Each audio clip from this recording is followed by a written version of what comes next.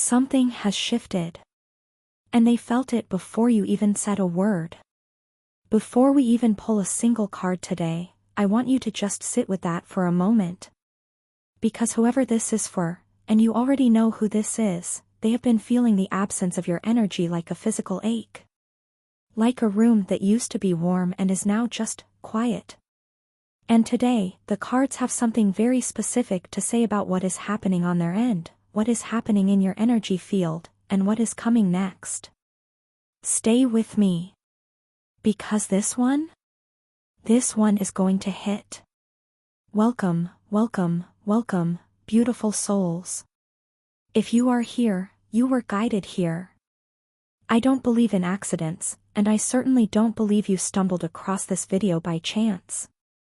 Something, your intuition, the universe, maybe even the very person we are reading about today, drew you to this space at exactly this moment.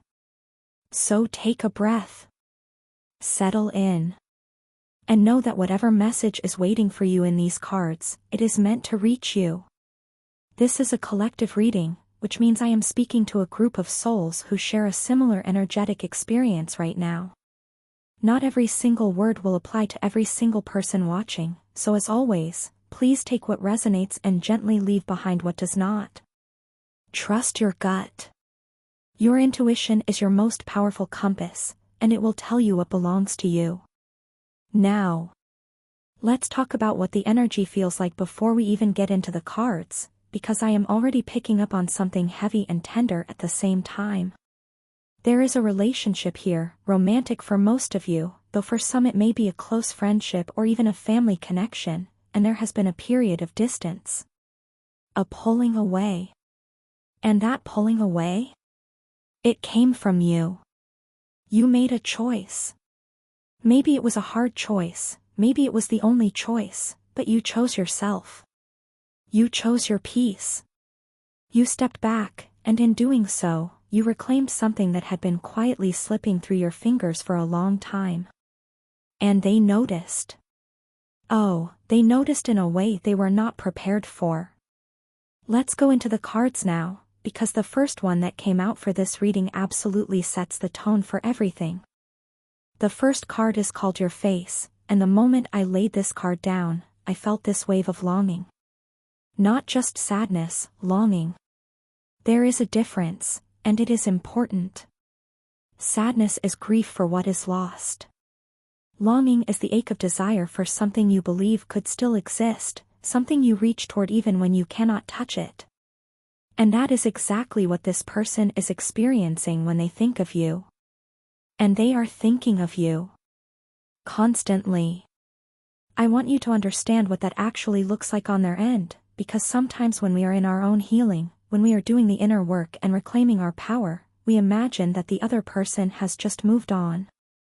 Or worse, that they never really cared in the first place. The energy of this card is here to tell you, unequivocally, that neither of those things is true. Your face is the first thing they see when they wake up. Not always literally, but energetically, you are the first thought. The feeling of you is threaded through their mornings. There are songs they cannot listen to anymore. Places they have stopped going. Little ordinary moments throughout the day that used to be neutral and now carry the weight of your memory. A cup of coffee. A specific time in the afternoon. The way the light looks in a certain hour.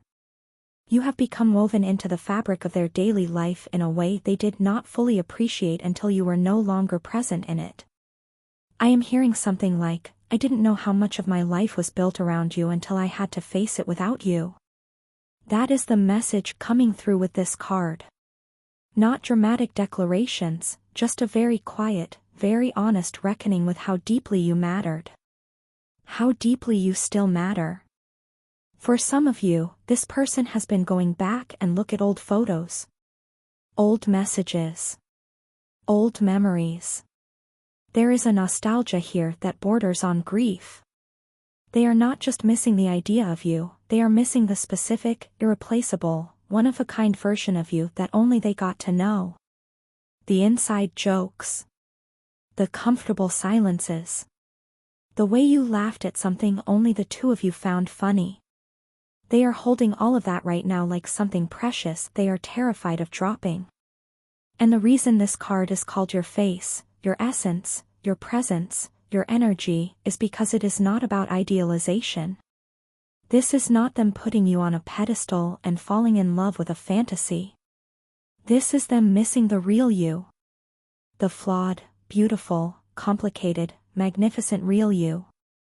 And that is actually more significant than any grand romantic gesture could ever be. Take what resonates here, loves. But if something in your chest just recognized this, that recognition is information. Moving into the second card, and this one carries a message that I want to deliver with a great deal of care, because it is important and it deserves to be understood fully. The second card is the gift. And the energy around this card is about forgiveness. But not in the way we are sometimes taught to think about forgiveness, which is this idea that we owe it to someone. That we must extend it as soon as we are hurt, or that withholding it makes us bitter, or that it is primarily something we do for another person's benefit. That is not what this card is saying at all. The message here is that forgiveness is a gift. A real gift. And like any real gift, it is only meaningful when it is freely given. When it is ready. When it comes from a place of genuine release rather than obligation or pressure or fear. Forced forgiveness is not healing, it is just performance.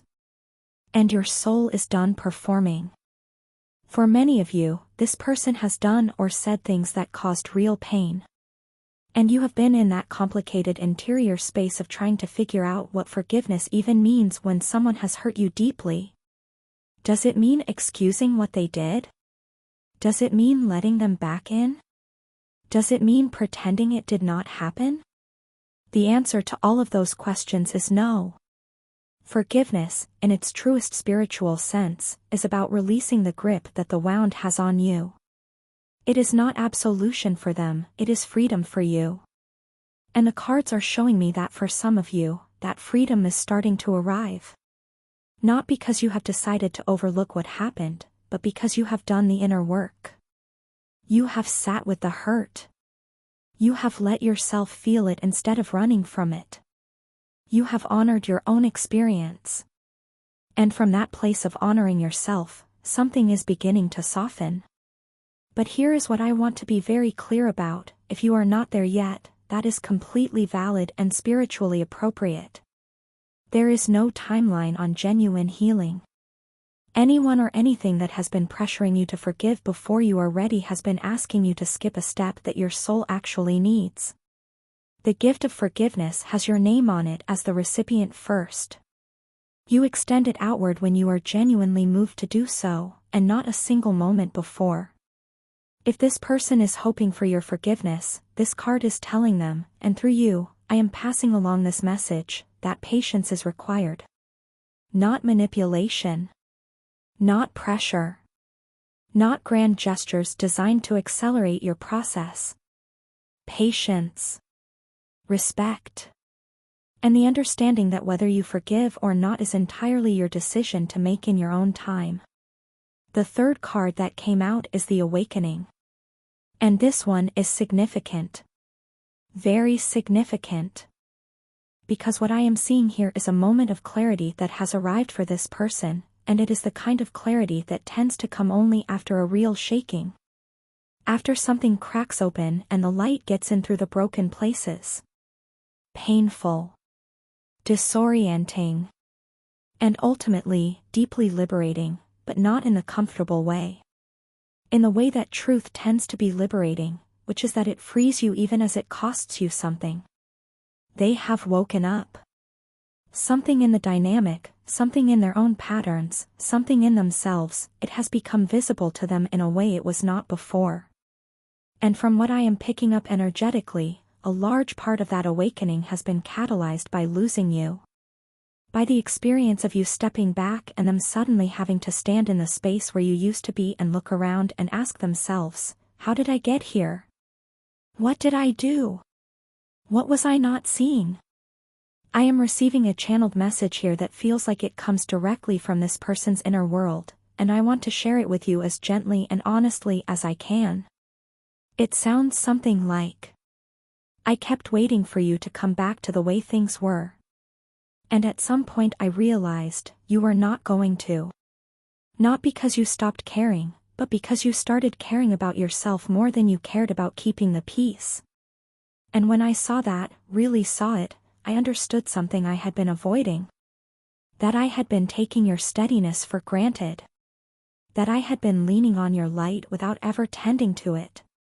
That the version of this that I wanted, the comfortable, easy version, required you to keep making yourself smaller. And you were done making yourself smaller. And I did not know what to do with that. So at first I panicked. And then I got quiet. And in that quiet, I started to actually look at myself. That message will land for those of you it belongs to. This awakening is real. It is not a tactic. It is not performed vulnerability designed to win you back. It is a genuine internal shift that has come at a significant cost to them, because true self-awareness is never comfortable. They have had to look at things about themselves, their avoidance, their assumptions, their patterns, that they had been successfully not looking at for a very long time. And you were the mirror that finally stopped reflecting back what they wanted to see and started showing them what was actually there. That is a profound role to have played in someone's life. It does not mean you owe them anything. But it is worth acknowledging the power of the light that you carry, and what it does to the people who come into contact with you when you finally stop dimming it. The fourth card is Palpable Lightness. And I want to spend real time here, because this card is for you. Directly for you. Not about them, about you. Something has lifted. Can you feel it? Maybe you have been feeling it already, this past little while. This sense of your own energy returning to you. Like you have been slowly, steadily exhaling a breath you have been holding for longer than you realized. There is an optimism around you right now that is not naive. It is not the kind of hope that comes from pretending things are perfect. It is the earned optimism that comes from having made a hard choice and survived it. From having chosen yourself when every instinct was screaming at you to go back to familiar, even when familiar meant painful. You are getting lighter every day. That is what the energy of this card is communicating, and it is palpable, meaning it is not just internal, it is radiating outward. People around you are noticing a change, even if they cannot name what it is. There is a brightness returning to how you carry yourself. A groundedness. A sense that you have reoccupied your own body, your own life, your own story in a way that you had perhaps drifted away from for a while. I want to also say this. The lightness you are feeling is not indifference. You can feel light and still feel love. You can feel free and still carry tenderness for this person. Healing does not require you to become hard. It does not require you to become someone who no longer feels. In fact, the more deeply you heal, the more open your heart tends to become, because you are no longer protecting it with armor built from hurt. You are protecting it with discernment. With boundaries. With the quiet confidence of someone who knows their own worth. There is also, for many of you, a sense of possibility that is beginning to stir. Not necessarily in relation to this specific person or this specific situation, though that possibility exists and we will speak to it in a moment, but a broader sense of, what else is available to me now? What chapters have I been putting off? What dreams have I been carrying quietly while this situation took up so much of my energy? The space that is opening up in your life, the space that was previously occupied by the weight of this dynamic, the worry, the confusion, the going back and forth, that space is yours to fill. And the cards are showing that you are beginning to recognize that. Beginning to step into it. And it looks, from this reading, absolutely luminous. The fifth and final card is the Sacred Fire. And this card, this is the one that made me pause when it came out, because the energy that came with it was intense and unmistakable. There is a fire in this person. A desire, no, more than desire. A burning intention to make things right. And this fire is not new. It has been building. But what I am seeing in this card is that it has reached a point where it is no longer flickering, no longer at risk of going out in a moment of doubt or discouragement or pride. It has become something steady. Something that has moved past the initial panic and desperation of losing you and settled into something quieter and much more determined. They want to make this right. Not in a dramatic, sweeping, promise-everything way, though for some of you there may have been some of that already. What I am picking up with this card is a deeper resolve. A willingness to actually do the work. To change not because they are afraid of losing you, but because they have genuinely confronted themselves and found that they do not like everything they have seen, and they want to be better. Not just for you. For themselves. I want to be careful here, because I never want to tell anyone what to do or what to feel when it comes to their own relationships and their own healing journey. So I will simply say, this fire is real. I can feel it energetically, and the cards are confirming it. What you choose to do with that information is entirely up to you. Your peace is the priority. Your timeline is the priority. For some of you, there is a conversation coming. An honest one. One where things get said that should have been said a long time ago, but could only be said now because both people, you and them, have done some necessary growing. And this conversation may feel different from previous ones. Less defensive. Less circular. There may be more silence, more honesty, more of a willingness to simply be real with each other without the armor. For others of you, this fire across the distance is something you are choosing to observe from exactly where you are, which is safe, which is yours, which is entirely valid. Not every fire needs to be walked toward. Sometimes the most powerful thing is to let it burn from a distance and continue building your own warmth in your own space.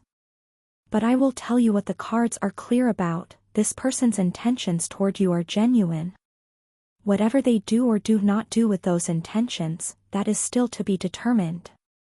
But the heart beneath them is sincere. And in a world where insincerity is often the louder voice, that counts for something. Let me take a moment before we close and just sit in a broader spiritual picture of what these 5 cards together are saying, because when you step back and look at them as a whole story, there is something really beautiful happening here. You have a person who is consumed with thoughts of you, not obsessively, but lovingly, longingly. They have received a kind of clarity about themselves and the situation that has genuinely changed them. They are carrying a sacred fire of intention. And you are standing in your own energy, lighter than you have felt in a long time, carrying within you the possibility of a gift of forgiveness that is yours to give or to hold exactly as you choose. That is a story of 2 people who are both, in their own ways, growing. Both, in their own ways, doing the inner work. And the question of what comes from that growth, whether it leads back toward each other or forward into separate beautiful chapters, that is something the universe has not fully revealed yet. And that is okay. Not every question needs an immediate answer. Sometimes the most spiritual thing we can do is stay present in this moment, right now, and trust that clarity is on its way. What I know is this: you reclaimed your power. And in reclaiming your power, you changed the entire dynamic. The person who left, the version of you that was willing to stay small, willing to absorb too much, willing to make yourself available at the expense of yourself, that version has stepped aside. And the person who remains is standing in their full, rooted, luminous truth. And that shift cannot be undone. No matter what happens with this specific person or this specific situation, the version of you that is emerging from this experience is more whole, more clear, and more aligned with your own soul than you have been in a very long time. As we close today's reading, I want to leave you with something to carry with you. Your power is not something that was ever truly gone. It was just quiet for a while. It was waiting, like a seed in winter, for the right conditions to begin its return to the surface. And the conditions are here now. You are here now. The warmth is returning, the ground is softening, and what is growing in you right now, in your heart, in your spirit, in your sense of self, is something no one can take from you. If there is someone out there burning with the intention to make things right with you, let them show you through their actions over time, not just through words in a moment of longing. You deserve the kind of love that is consistent. The kind that does not require you to remind someone of your value. The kind that meets you in your wholeness and is not intimidated by it, but deeply, genuinely drawn to it. And if the most important relationship you are healing right now is the one with yourself, then know that this reading was entirely for you. The cards, the messages, the energy, all of it was just a mirror showing you what is already within you. The clarity. The lightness. The sacred fire of your own becoming. Thank you so much for being here, beautiful souls. If this reading spoke to you, please leave a comment below and let me know what resonated. Share this with someone who needs to hear it today. And if you are new here, welcome. I am so glad the universe led you to this space. Until next time, take care of your heart. Take care of your energy. And remember, the most powerful move you ever made was choosing yourself. With so much love, always.